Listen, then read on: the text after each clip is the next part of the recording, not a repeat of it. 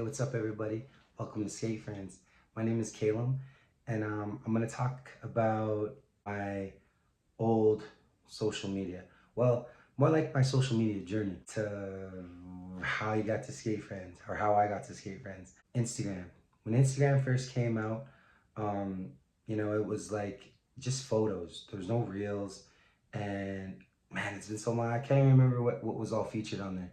But I wasn't huge on it. I I was intrigued, but I just didn't know how to use it. And I didn't know about things like Vine. I didn't know about things like other platforms that were just like emerging. Um, but YouTube, right? When YouTube came, like I first heard about YouTube in a Thrasher magazine. Like I shit you not. I think it was like I'm pretty sure it was I think Chris Haslam. He listed like his top 5 websites, and one of them was YouTube. I'm pretty sure it was him. Could have been Andrew Reynolds, but it was a regardless, it was a dope skateboarder, right? And skateboarding is what led me to these things. So like YouTube, I started to notice people getting opportunities from that, and even just getting to express themselves and kind of get better at their creating, like learning skills through experience. So with YouTube, you fast forward, I'm finding out like, dude, the guys who made the Workaholic show started out on YouTube. You know what I mean? Like that to me, like it baffled me. And I love that show. Again, you move forward, and I'm watching a Vlad interview with China Mech. And this was like it's his first interview. The context of the interview was Mac's journey and how he kind of, went from gang life to incarceration and being released, and he just kind of goes through his story, and it seemed like it seemed like there was a lot of things he had to overcome.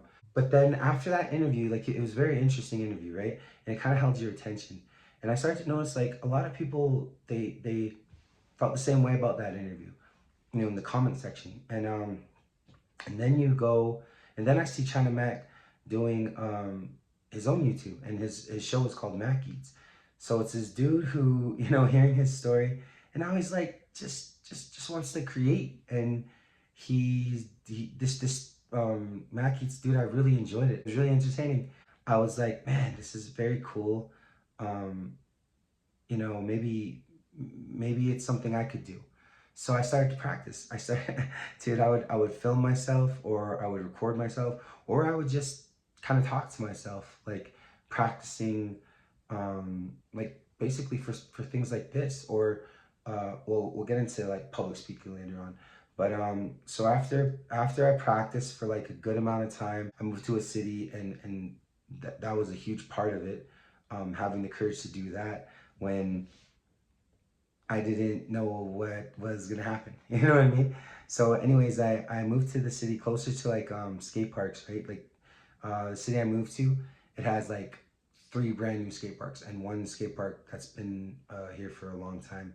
So there's abundance of skate parks, and it was right around the time where there was like the shutdown, and no one had anything to do, so they were just at the skate parks the whole time.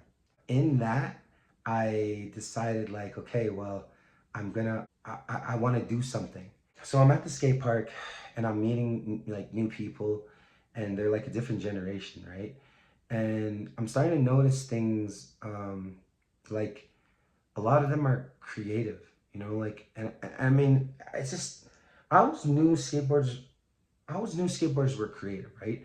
But I didn't know there was a level, like a ground level, where people are willing to help because you're giving them an opportunity.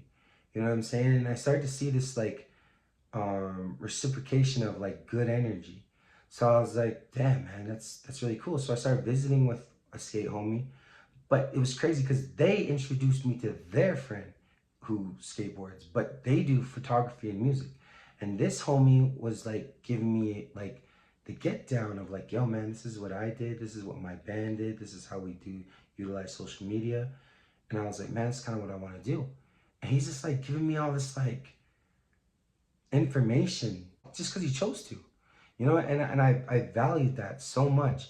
So I go home, And IG Live is being like introduced, right? I don't know how long it had already been kind of active, but again, man, China Mac, that dude, man, he started doing an IG Live show, and it was called Green Noodle. So people would come on his show, go live with him, and he would listen to their music or whatever. And he was either like, yeah, that's dope, depending on their. To me, it seemed like depending on how confident they were, and if they weren't confident or maybe the music wasn't up to par, they got the green noodle, and it was just like this big, those swimming noodles that you could slap in the water. It was that thing. So he just started banging against the camera with it, like, nah, get that out of here. And then I'm like, dude, that's okay. I make music. Should I try? Should I go on his show? And I'm like, oh shit. So I'm getting all nervous. I'm like, damn man, this is Mac. Like, fuck, I've been watching him for a couple of years now. Like, now I might have an opportunity to meet him. But I'm like, he had already had a good following. So I'm like, the chances of me getting in there, I wasn't sure, right? So I just half-heartedly went in. I'm like, okay, well, I'm just gonna try. So I'm just like, put me in, coach. I'm like in the comments, just put me in, coach. And I like have the TV in the living room set up to where I already has my music loaded on YouTube. And so if anything, I can just sit in front of that screen and be like, yeah, it's my music. And dude, I'm not kidding, man. It just popped up. China Mac wants to go live with you. And I'm like, oh my gosh, like this is some real shit. So I'm okay, fuck it. So I'm like, I click it, and I'm just like, he's like, what's up, man? I'm like, oh shit, So we started talking, and I'm like, dude, I just want to say, huge inspiration. He's like, yeah. And I'm like, all right, fucking whatever. Like, yo, check this out, man. So I put on my music, and I'm back all confident. I'm like, what the fuck am I doing? And then I'm just like, that nervousness kicked in. I'm like, oh shit. And then, he was like, it seemed like he was into it, but then I know, man, I got in my head. My confidence was just like, oh, like, I mean, it was weird. I was just nervous, because I had never done anything like that. And then Mac was like, he was being cool, and then he was like, nah, greener, and I'm just like, nah, dude, it's all good. Thank you, just just to meet you, even if it's just online, like that's dope, man. So thank you for that. And he's like, oh yeah, cool, man, cool. And then that was it. And he was saving all of those, and look, man, I don't know if it's like divine timing or what, but that for some reason that episode didn't get saved. It didn't get saved, and it was like, I don't know what happened, but I couldn't rewatch it. And I was like thinking, I was like, thank you. I'm glad it didn't get saved, because now I don't have to watch myself and like cringe or feel like, oh man, fuck, like I don't know if I look good on camera. Or to have that time to think. Just by doing that, I was like, let's go, let's get it. So after that opportunity, I was like, an idea started to form.